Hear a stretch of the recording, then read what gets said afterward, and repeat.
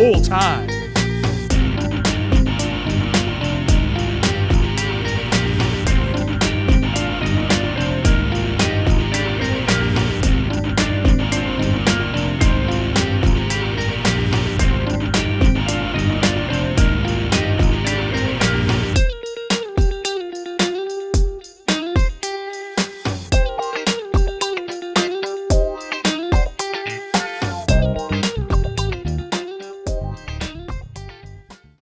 Hey there, welcome to another episode of Performers Unperforming. I'm one of the many hosts, Maxwell Shultz, and I'm joined with my co-host this week, Freddie Scibelli. And we are with another wonderful guest this week.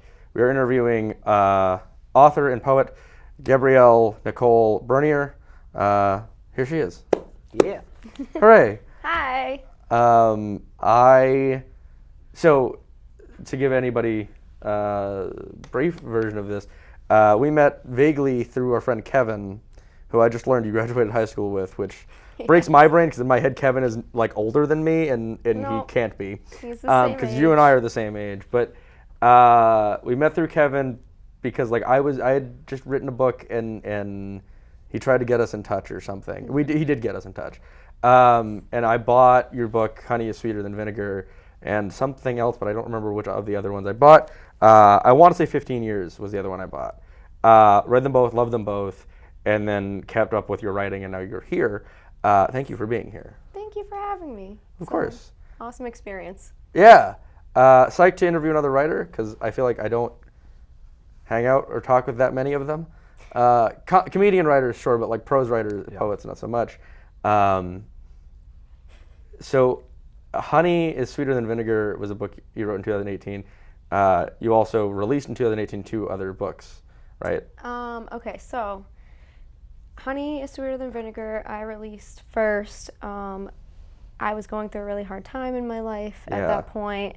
And again, I was very new to like formatting books and everything, and I kind of just put everything, a big pile of words, into this little tiny book, which is you see here.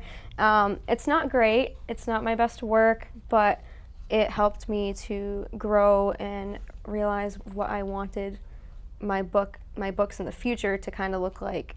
And that's kind of how I got to 15 Years, which I worked on that. So I originally published 15 Years also in 2018, but I backpedaled on it and I took it off the market. And I was like, there's so much more potential for this book, and I wanted to add more poetry. I wanted it to be a thicker book, and I wanted to add some little illustrations. So I ended up finishing that through COVID, actually, and I republished it in 2021. So that's my most recent book, yes. That makes sense. It's already been 2 years. Not to, I don't know, inflame your ego, but you just said, almost verbatim, I'm going to paraphrase, but you just said that Honey is Sweeter Than Vinegar is not your best work. I love that book. Thank you. Like a lot. To the point where I bought that, to be completely honest, because Kevin basically was like, you really need to do that. And I was like, okay, Kevin. So I did. Kevin's that kind of friend who can tell you to do something creative or involving creativity, and you do it because he's very good at that stuff. But I did, and I fell in love with it, and then I have lent it to like 8 or 9 other people who also really like it. So I disagree. I think that it is a wonderful book. And yeah, it is kind of just like words thrown on paper, and here we go. Here's a story that is like very disheveled and clunky, but like it's very real. much it's very real. It's very relatable, and it's very stream of consciousness almost. I know it's not stream of consciousness, but it reads like you're just sad and crying and telling us this story. I was. Right, and it's clear in the book. And you talk about like mental health and horrendous relationship situations and you know, like there's, I'm going to paraphrase again because I didn't memorize your book, but there's a line about halfway through, I think, where you say something to the effect of like, I was sleeping in the bed with my partner. It was me, him, and our cat, and I felt alone. Yeah. And like most people I know have been there with other people. Very few people I know were there with your cat. But yes. But like that's so relatable. And you said, I think before we recorded, but you said you were 22 when that came out. Yeah. And knowing me and how books work, that means you were probably 20 when you started writing it. So weirdly, because it is just like you said, shoved onto paper pretty much. It was quick. It was pretty quick. That's cool. why I kind of backpedaled and I was like, this book could have so much more potential, and my future books, I know I have way more potential to be more creative. I just kind of wanted to get my words out there to anybody who would listen at the time. Sure. You know what I mean? So that's kind of why it's just like, bam. I really do. I love that book. Thank you. I've like really pushed that on a bunch of people. I like to the point where I was gonna say this to you before we recorded, and then I didn't because I thought it'd be fun for anybody. But I've lent Honey to a bunch of people. 15 years. I also really loved, but I lent it to like one person and it never made its way home. So like okay, someone, and I don't remember who it was. So if somebody has that, along with probably a bunch of my other former belongings, whoever this is, I do that. I do that thing where I lend people like books and like albums and stuff, and I got a few books out there I never came back. Yeah. Right. I don't like that though. I have a bookshelf, and I need to have all the books that I read on it, so I can look back and be like, oh yeah, I read that book. I like that book. No tablet for you. You're not going to do. Oh no, I don't do Kindles. No. Thick book. Yeah, I can't do it either. The physical. The smell of a book. Yeah. Oh my God, it's so. You just open a brand new book and just. I'm with you. I'm with you. I love that. This is the best. I do, but I also thought like, Honey is poetry, but told like almost like a Ginsberg poem. If that makes sense. Yeah. Where like it is poetry, but it's just talking in a conversation with the reader, and the rest of your work is like pretty straightforward poetry. The rest of your work is pretty straightforward poetry. I would say so. And I think it's a really fun way to follow your writing is to watch you develop as a writer and a poet, but also like see you improve as a human. Like your mental health is improving book after book, and that's fun to watch or read as a consumer of your art.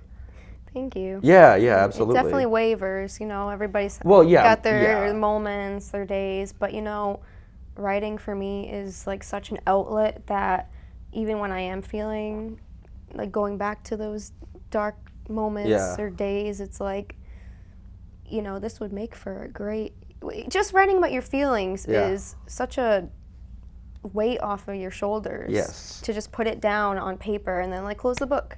Yeah. Yeah, I agree. I know Freddie, you can relate to that with jokes, and I can too. Like there's plenty of things I've written, whether it be prose or comedy, where I'm like, this is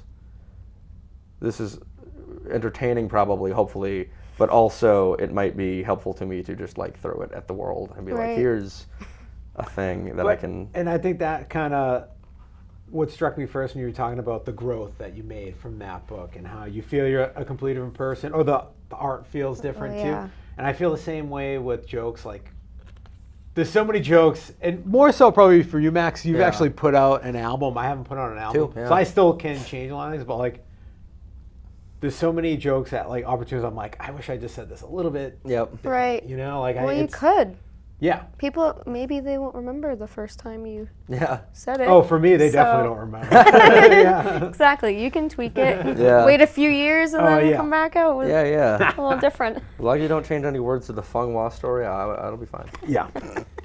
Greatest hit. It's wild. And like one of the other reasons I wanted to have you on, and I've said this to a couple of the other people we had on, I think Nick Martucci and somebody else, but I really love when I meet an artist, whatever the art form, and their work is, like we just said, like it helps you, but like I recommend Honey is Sweeter Than Vinegar because it seems to help people who read it. You think so? I do. Okay. And I think that that's a really wonderful thing. Like speaking from my own experience, like as Freddie knows, and you may know, but I don't know, but my last album, like if you listen to it, it's clearly very angry, and like I'm pissed, I'm upset, and like I shouldn't feel the way that I felt, but I put the album out because like it's relatable, and like I have a whole thing about like just a very tumultuous time being like the first year of the pandemic till now, end of the first year of the pandemic till like December last year when it came out, but like I don't feel those ways anymore. Like I don't feel like, to be polite to the FCC audience, like in the middle there's my joke about going to the doctor, to put it lightly. Like that was awful, but like I also put that in there because like this can happen to anybody, and like it's not a good experience, and you should kind of have some knowledge going in.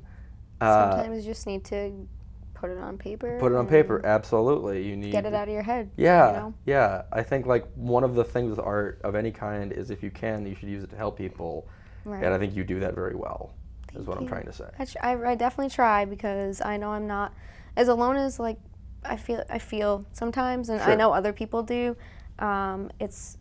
You have to remember that you're really not alone, because a lot of people are silently going through, you know, similar situations, and people suffer in silence every day, where everyone's going through something, and it's just it's hard to keep in mind. Like that's why I try to be kind to everybody, and you know, absolutely. Even through my writing, I want people to feel like they have somebody who kind of understands, has kind of been there. Yeah. So I haven't read the book. Is it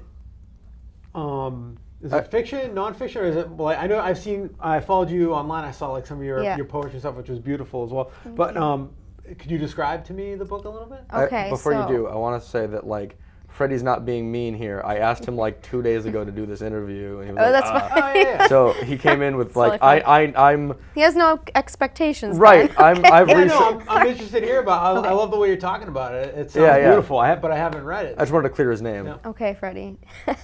Well, so the one Max is referring to, "Honey is Sweeter Than Vinegar," is kind of like the one that is. It was like a real moment of my life where I kind of.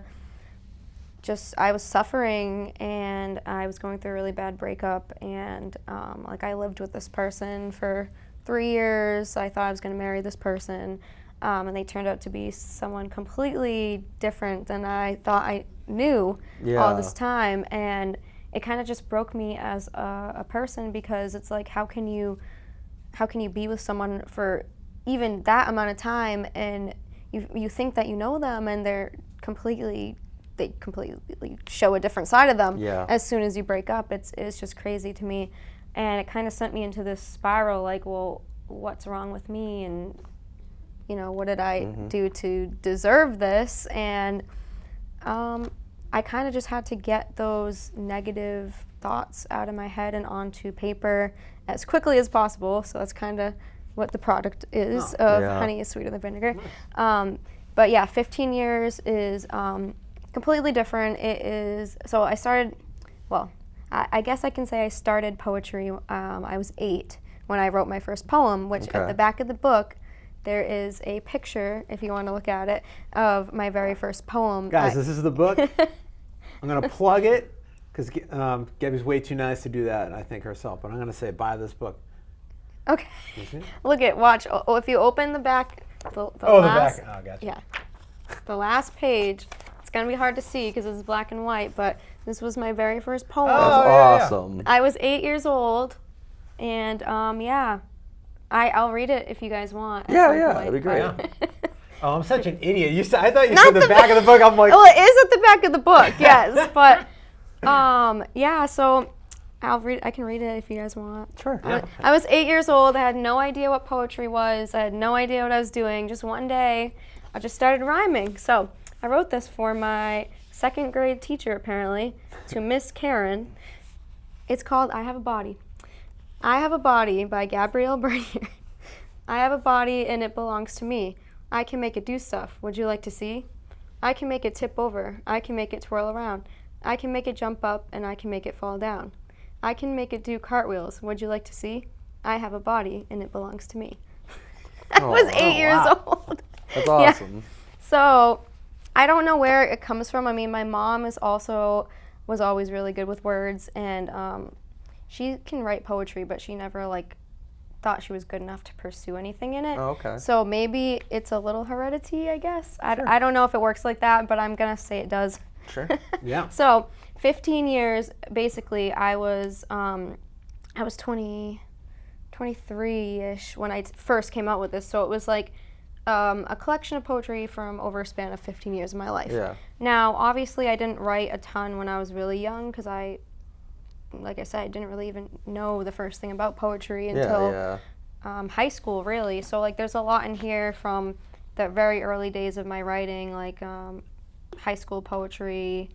And I had this one English teacher. He was my biggest supporter, and I loved that guy. His name is Mr. Haranis, and he always used my poems. He's like, you have a real talent, a real gift. And he would use my poetry in class as like a guide. Like he'd read it to other classes and say, look at, like, this is one of our students wrote this. It always made me feel really good about my writing, and that's cool. I have to give him props because he's a huge reason of why I kind of went on to like continue with my poetry. He definitely pushed me to do it. Like, you should, go to school for it, which I didn't. I'm a nurse, so I went to school for that. Oh, nice. But yeah, my sister's a nurse, so nurses rock. Yeah, I mean, I always said, nurses. What? He said his sister's a nurse, and I said, I've met nurses. I've met them. They're real. They're real people. And I trust them more than my stand-up would let you believe. What was I going to say? No, I would have loved to go to school for poetry, but I don't. What did you go to school for? Oh, nurse. Come on, yeah. Freddie. Scratch that. Yeah. Let's edit that one out. Yeah. I think we should leave it in. Yeah, That's I do too. funny. What did you go to school for? Yeah, it doesn't click right away. For some reason, I thought you could be a nurse and not have to go to school. I definitely, I have a few degrees, but I eventually. I've tried. They won't let me do medicine. They won't let you draw people's blood and give injections unless you have a license, so there's kind of that. Yeah, I try. Once a year, I go to the hosptal. I'm like, can I work? And they say no. You're like, I don't think so. Do you ever talk to that teacher? Do you like? I lost. I do have him on Facebook. He never answers, but So I reached out for a while after I graduated, when he still worked at my school, and he would give me like a quick email back once in a while. But like I would update him, like, oh, I told him when I first published a book, and but yeah, I haven't seen him since high school, and I haven't really talked to him much. But I know he'd be proud, and if that's cool. I'm gonna tell him to watch this. Yeah. So he can be like, where did you go to high school? Bay Path in Charlton. It's a regional, vocational, technical high school. Nice. So, yes, Jake went there too.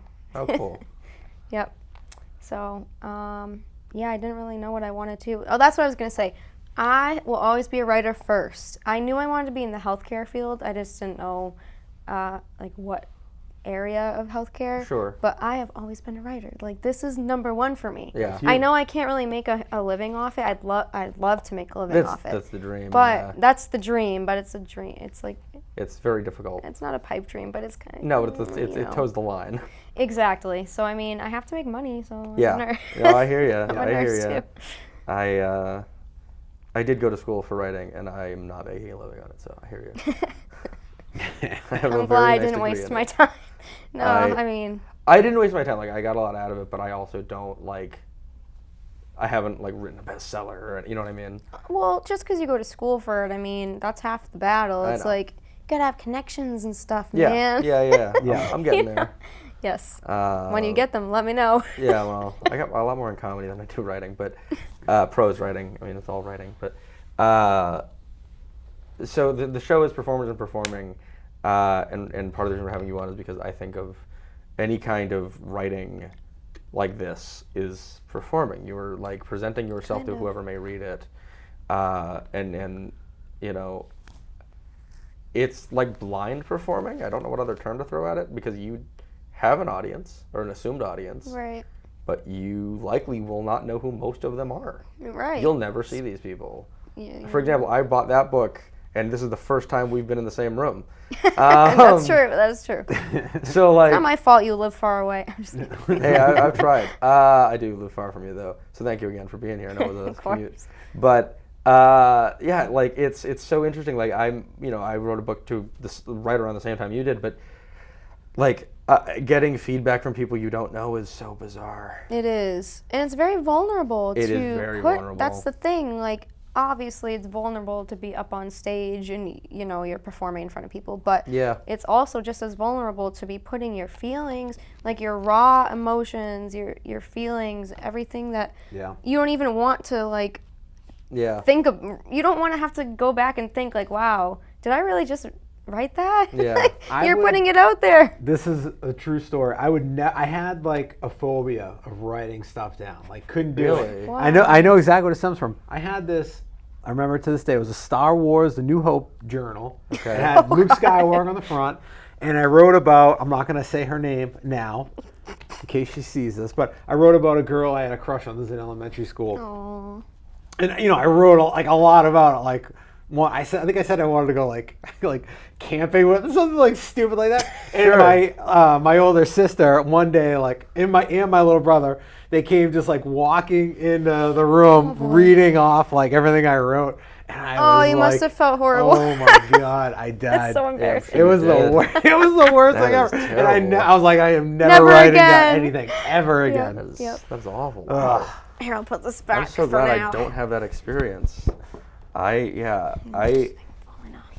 know so many people who have trouble writing and like showing certain people, and I feel that too. But like, I mean, you know this, Freddie, but like, two of my family members work directly with me when I do some shows. Like they film and run stuff for me around run the venue, and I like am totally comfortable saying any of my jokes in front of them. But when it comes to people like coworkers, I'm very nervous doing it, and I don't know why that is. But like, my question for you is like, do you have that? Like, do you have that thing where you're like, ooh, mom and dad don't read this or whatever? Oh God, yeah.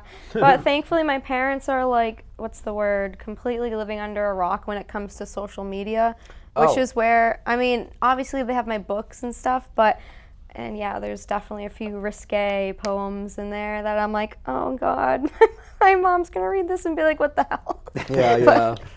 I'm sorry, I said hell. It's okay. That's all right. That's right. I asked you what you went to school for.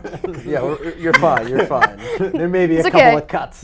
Just couldn't. We're having fun. Anyways, yes. So definitely, that's the only thing. My parents don't have Instagram, so they can't see some of the reels I post or like some of the kind of risque photos. Because yeah, I probably would feel a little judged. Not gonna lie. I hear you. But I hear you. It's not like they didn't see it when you were a baby. So it's you're good. different when it's 28 No, years it's not. later. No, you always think your kid is your kid. Like it's not different.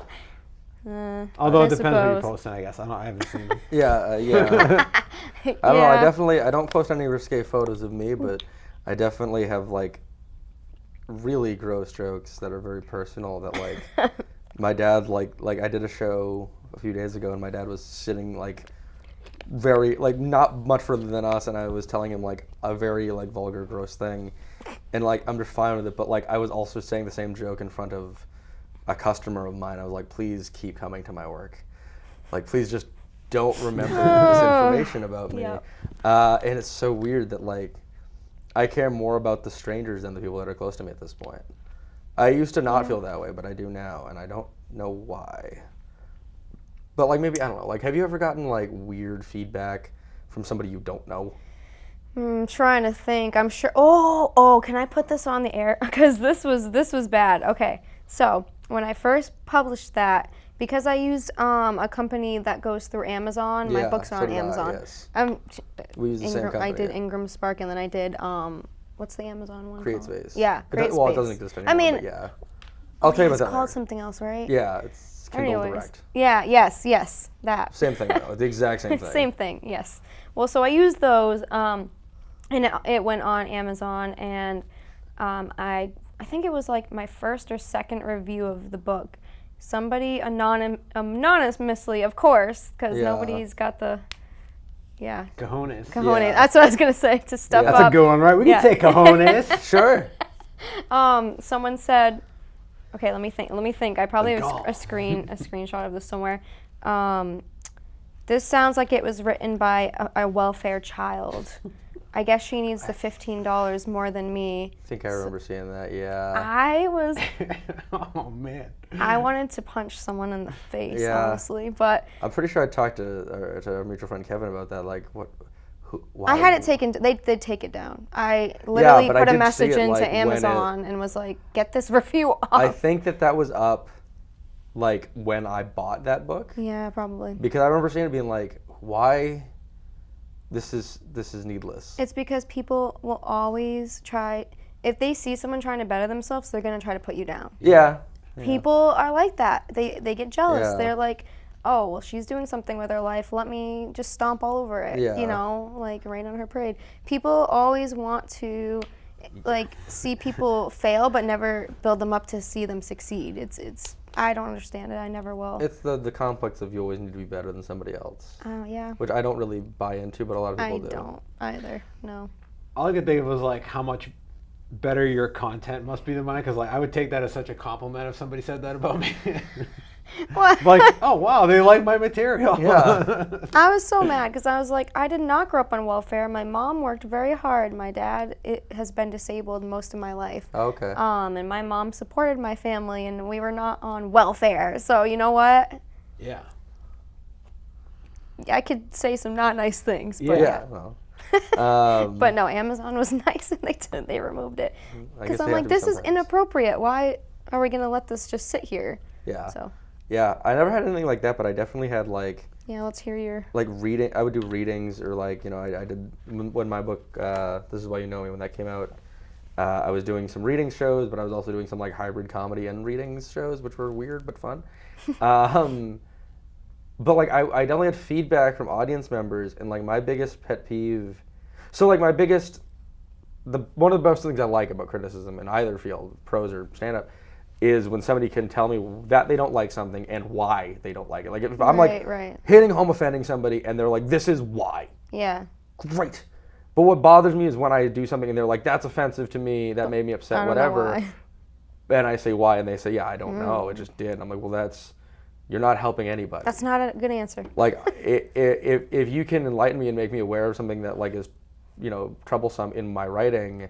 And it's something that like I just am blissfully unaware of. Right. That's great. I want to be informed about whatever X person is going through. But there's been a bunch of times, like in my book, I have a story about going on a first and only date with this woman who admitted to me 10 minutes in that she was trying to clone herself, and that's how she wanted to have children, was to just clone herself forever. And that is one of the most insane things I've ever heard a person say. I have lots of questions, but we can talk about it afterwards. This is your interview. But the short version, like she wanted to clone herself, and like was convinced that she could do it, and that's just nuts to me. And I wrote some mental illness going on. Probably, but I wrote this long-winded essay about this date, and I was reading it live somewhere, I think Nashua. And an audience member was just like left the room furious. And like I talked to the person, and they were like, I just couldn't do it. I was like, but it's just a goofy story. It's just a goofy real life experience. I know, I just couldn't, and that bothers me because like they can't. There was no there's no reason. This is what bothers me about it. It's something going on in there. This is a random question because I've never used any of those platforms before. But how much they let you look at statistics for like what people are clicking on? Like, do you know if somebody's like clicking on like certain reviews more than others? I don't know. I can't answer. I don't have any idea. Well, Instagram. Well, it depends on what platform we're talking about. Instagram, obviously, like if you have the professional dashboard, it will tell you like how many insights. Yeah, and it'll tell you who's visited your page, the likes, stuff like that. But I mean, people are going to have their opinions, right? But that just makes me wonder, like, what is more valuable from like trying to sell books, like having a bad review up, you think, or just having less reviews? This is just, I mean, I hear you. I mean, I don't know. I mean, I think, on one hand, there's anything is good. Yeah. Anybody making people like notice this is good, even if they don't like it, somebody else might.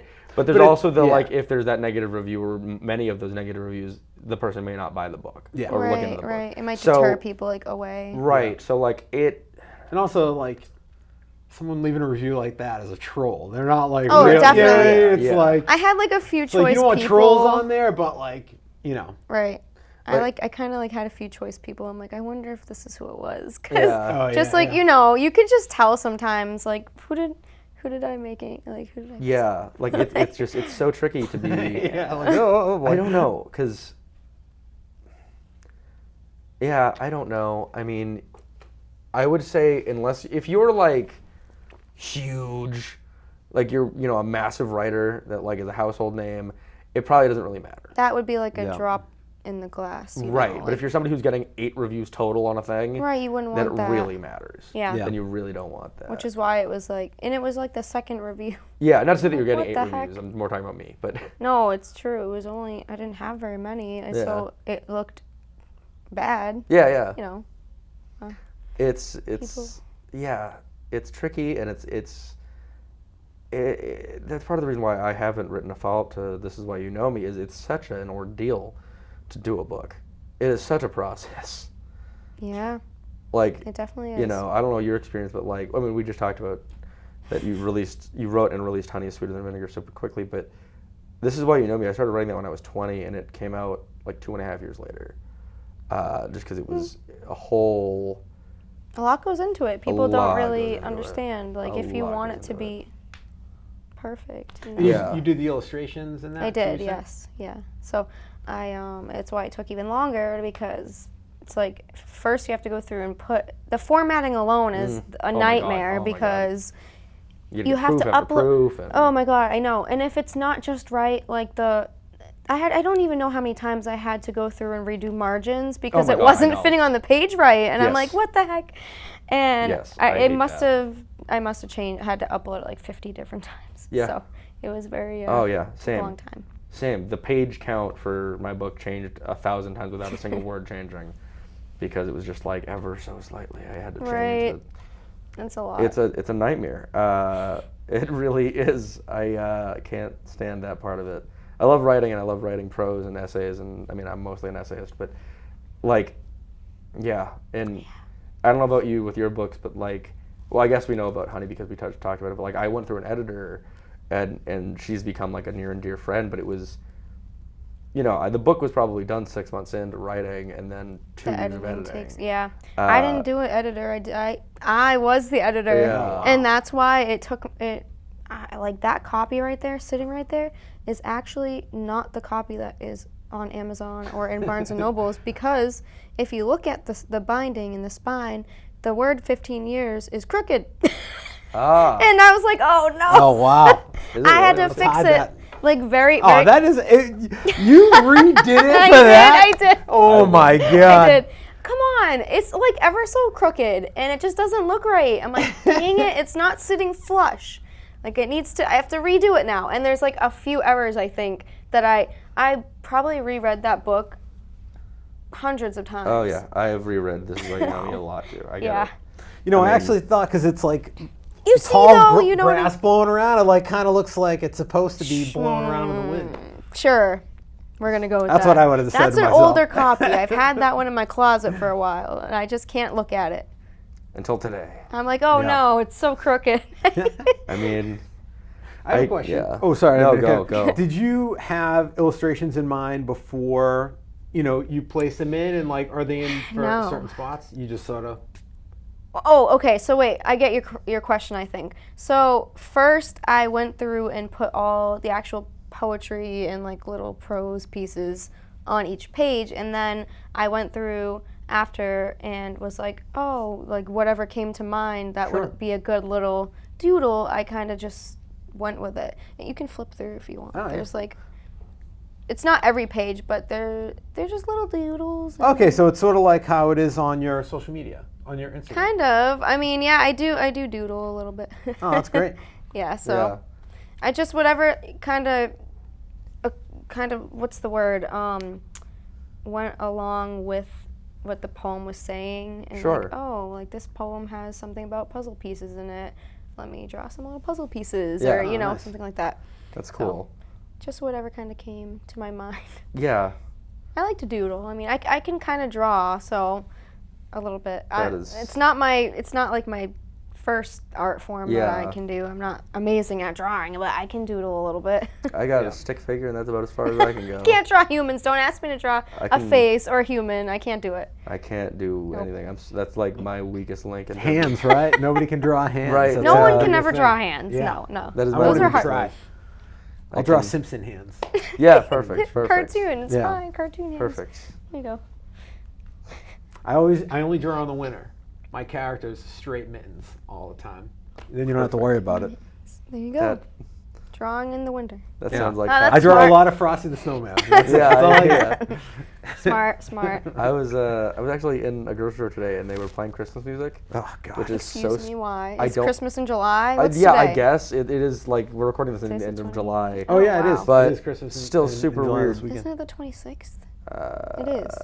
It is not Christmas today in July. No, but they were playing it. Yeah, That's they crazy. sure were. It was weird, but you just drive my memory of that. I was getting coffee creamer, and Rudolph the Red-Nosed Reindeer was playing above me. I would be so mad. I was just confused. I was just like, Confused. what's happening?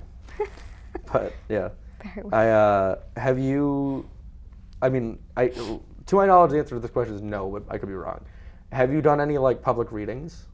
Yes. Oh, I didn't know that you had. Oh, okay. So I am besides, unprepared. no, you're unprepared. No, I did a few open mics at the Raven. Okay. That was like, I think that was after I published. I may have taken. I don't know actually. That could have been before I published my book, so I can't really remember. It was like 2018, and I can't remember.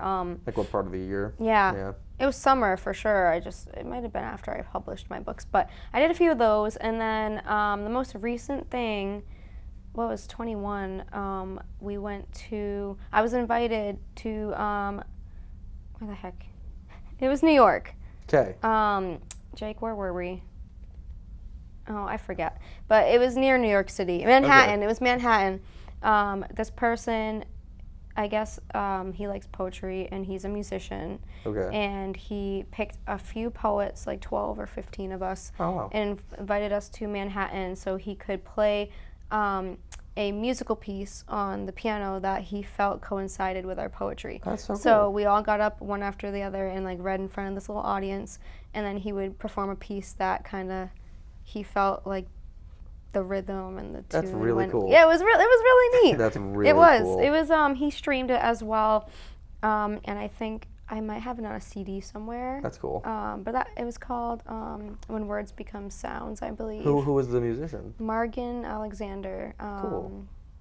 I forget where he's actually from. It's been a few years. Yeah, so yeah. It was 2 summers ago. That was really cool though. The crowd was mostly people that were there to read and their significant others, but it was still kind of awesome to be in the middle of the city. We had like high-rise buildings all around us in Manhattan. Really cool. Yeah. That was pretty awesome. Did you know ahead of time what your kind of like orchestra section or whatever it was, like sounded like, or are you just like, what's going on? I had no idea, honestly, that I thought he was going to do it while we were reading. That's hard, because what if his was. music is like different than how you interpret how you would read your poem? Oh, that's what I'm saying. Well, that's the thing. Like, he would let us read it first, and then he would play. Because I thought he was going to be playing, like, to it. Yeah, I did too. And so I was, thought you like, meant. really confused on how he was going to... Okay, how would you hear the... It wasn't at the same time. No. That's what I thought you were saying. No. So, yeah, that's what I thought it was going to be like. But I'm like, how would you even hear us talking with the music? Screaming it! Yeah. I'm screaming my poetry. Yeah. No, it was good. It ended up being, like, working out really nice. And he's really very, cool. very talented. So that was pretty cool. That's really cool. It was different. This is the biggest thing I've done since then because I went back to school for nursing. Right. And I just recently started writing again, I think in like February of this year, after like, let's see, a 1.5-year hiatus, I think was the last time I really sat down and like, I really am inspired to write. Just because I was finishing nursing school, and this past year was my first full year of being a nurse, and I'm a psychiatric nurse. So, wow. Yeah, I have been on a locked unit with psychiatric patients. Sure. So it's been very draining, very stressful, and to be honest, it's hard to be inspired sometimes when you're like doing something like that for work. You know, it takes a toll on you mentally after a while. Yeah. So I kind of just took a little break from writing, and that's why I haven't done too much. But I did start, so I have a new book that I'm working on currently. I did start this book right after I republished 15 Years in 2021, but I stopped. I only got like 10 pages in, and I stopped because I'm like, back to school, I know have that, to finish. that plight. Yeah, you know. So and sometimes it's good to come back to it anyway because you have like more ideas, which I do, and I'm like, oh, this is great. I'm like starting from scratch. I can, you know, add so many things. So I have a little sketch of what I like my book to you be. were telling me beforehand. That's what I brought. This is my little sketchbook. So this is the title I came up with a couple years ago because I've suffered my whole life with really bad anxiety, panic attacks, panic disorder. So I named it Poems and Rhymes for Anxious Minds, and this is what I would like the cover to look like. Cool. It's a little brain. I don't know if you can see that. Wait, wait. There we go. Wait, there we go. I like see? that. Oh, So here's a sneak preview of the cover. I sketched that.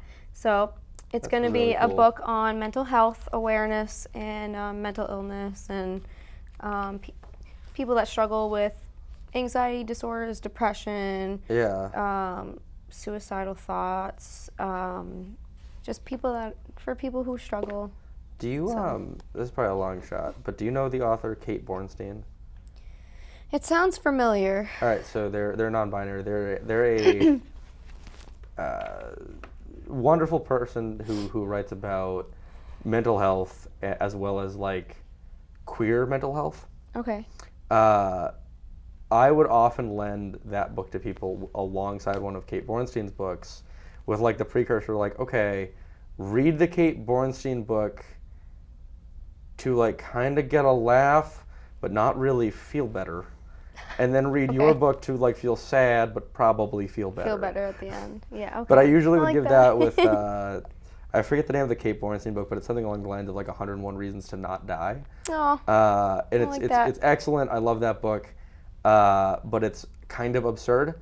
It's the whole idea of that book, real quick to plug Kate Bornstein, who will never be here because they're way more successful than I will ever be. But Kate Bornstein, the book is like, it is reasons to not end your own life.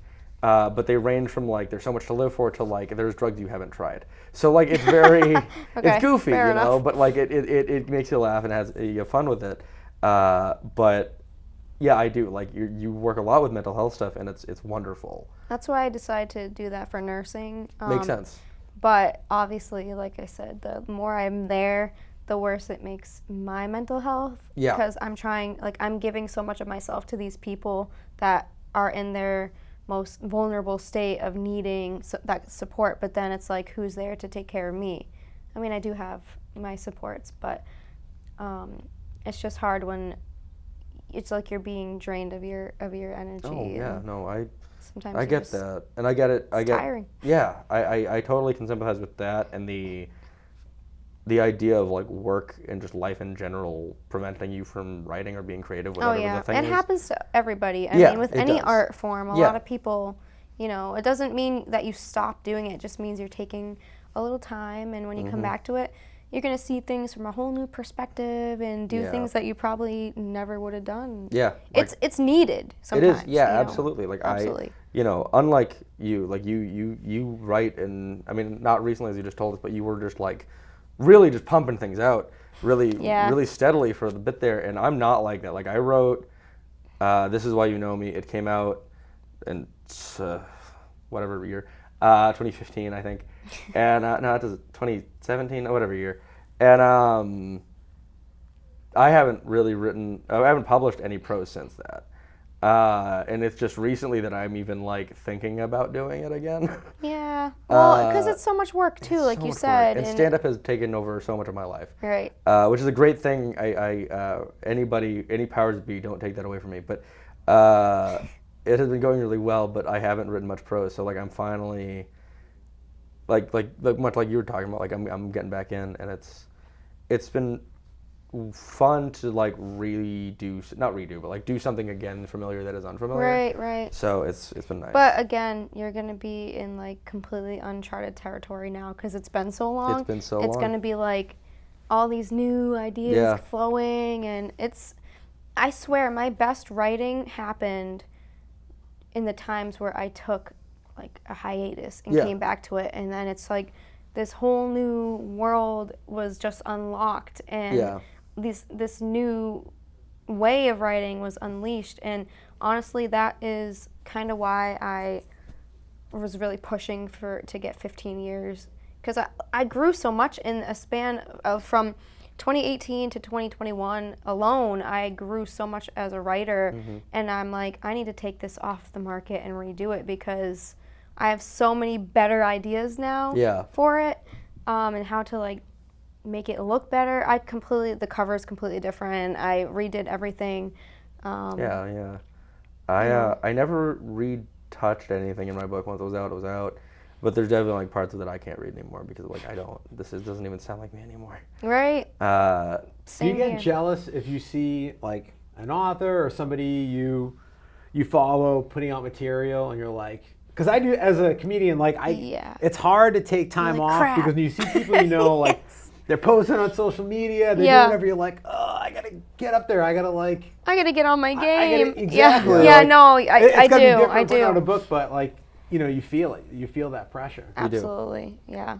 You do. People on Instagram, because that's the biggest thing. Like, I had a really good following going. I was getting a lot of attention on Instagram, and then I kind of just went like ghost for a while.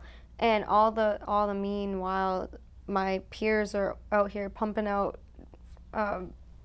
like poems every week, and I'm like, oh God, what am I doing with my life? Yep. Yeah, I get like jealous of like anybody that's creative who's just like my brother pointed out recently that I'm the same age as Harry Styles, and I was like, oh, that's great. That's terrible to hear.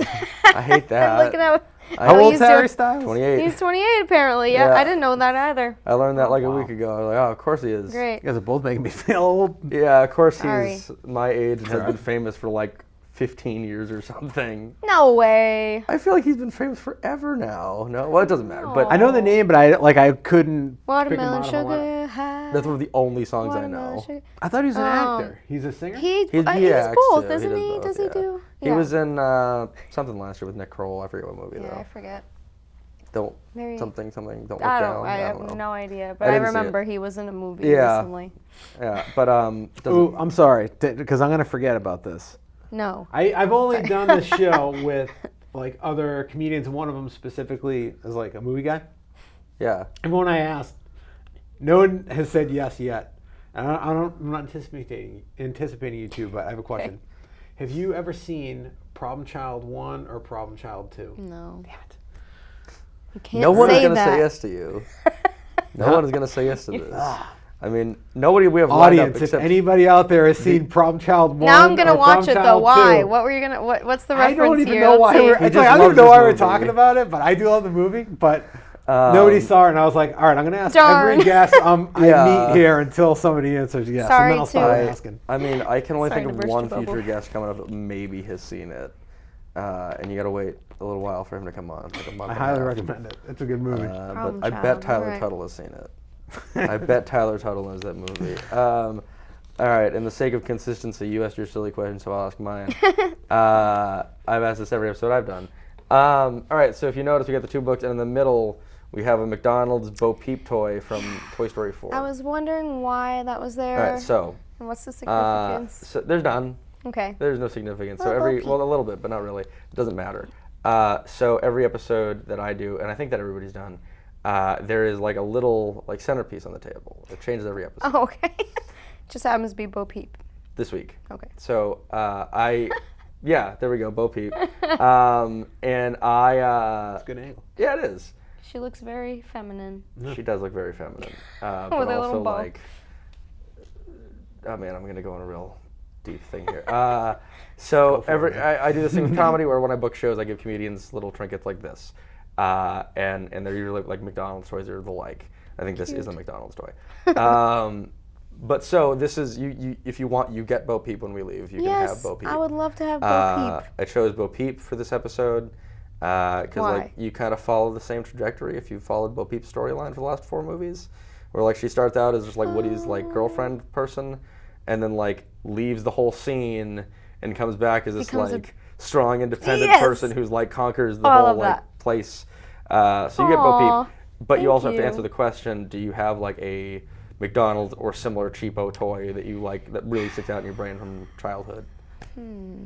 that I still have? No, I don't care about that. Or, okay. Oh, that would goodness. be a really difficult, like, disclaimer on that, like, that you still play with. This is something I was not prepared for, but No one there's is. so many. like thinking back to, like, do you remember when, what's his name? The purple guy? Grimace? Yeah. Grimace. And they had, like, they had, like, buckets with them on the Yes, bucket. yes. And they used to give Happy Meals out in the bucket with the little people. Yes. And the Hamburglar. Yeah, and the all Hamburglar that. was one of them. That was a good. That Those was a are good classic Halloween One. candy Halloween buckets. buckets. Yes, they brought them Those back last year. are classic. Yeah, that's a good one. All right.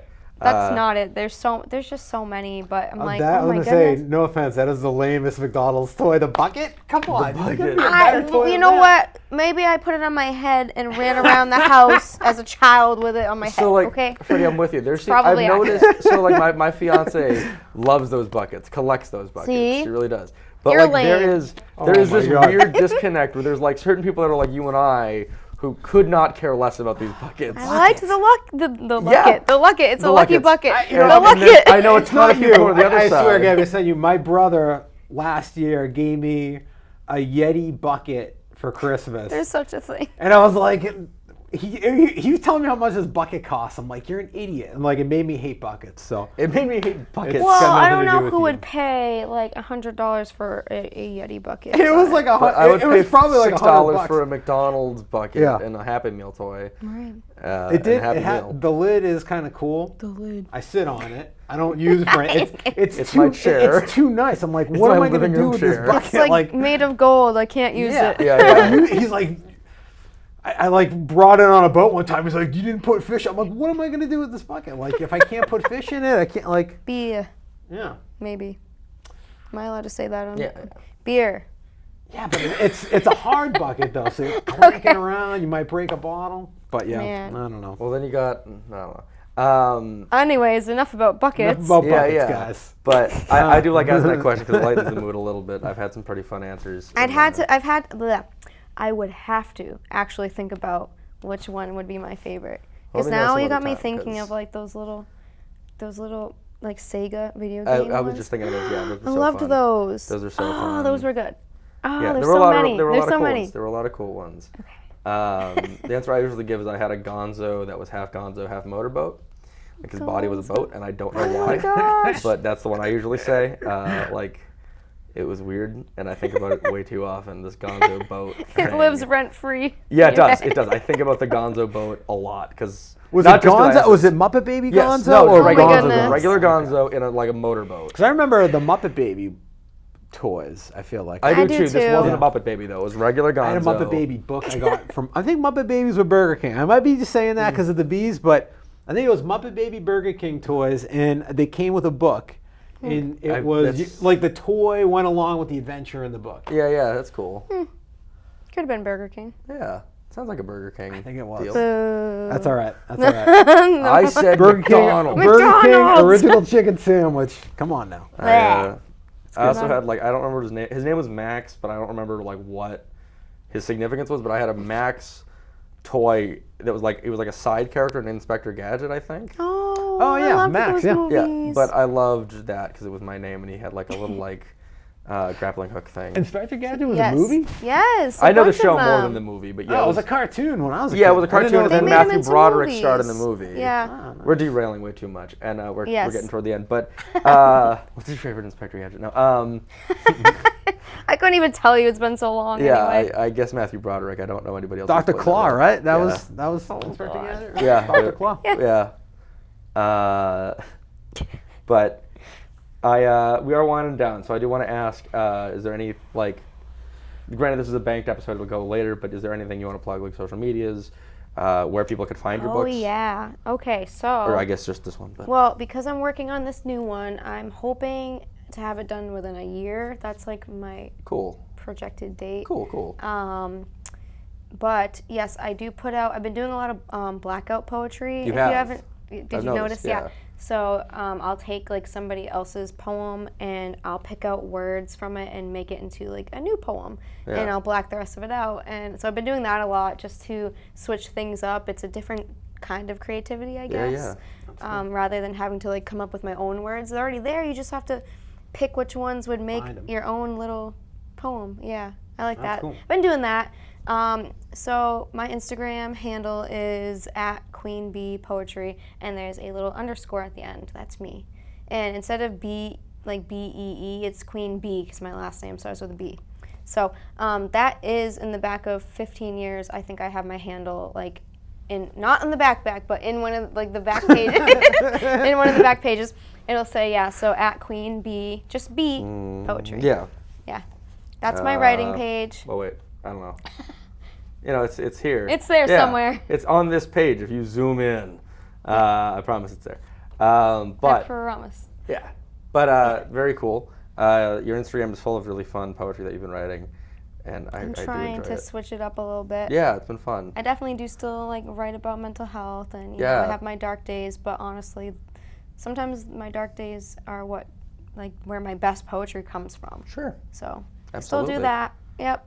Absolutely. I'm trying, plugging away, trying to grow back the audience that I lost over, the couple of years that I took off, kind of, getting myself back out there. But 15 Years is available on Amazon. It was in our local Barnes & Noble. It might still be on the Barnes & Noble website. If it's not, I'll have to go fight someone. I'm just kidding. No, but it's always going to be on Amazon too. So that's like the main place you can find it. I say the same thing about my book. It's like just it's in easy. stores, but it's on Amazon. Right. It is in some like random places, random stores that I emailed. Like Almost Carries Mine, for example. Yeah. You just gotta email places and be like, hey, I just wrote this book. Will you put it in your store? Yeah. So yes. It's in some places. Some people are nice about that, and others are not. They're like, no. Yeah, they're like, no, we won't do that.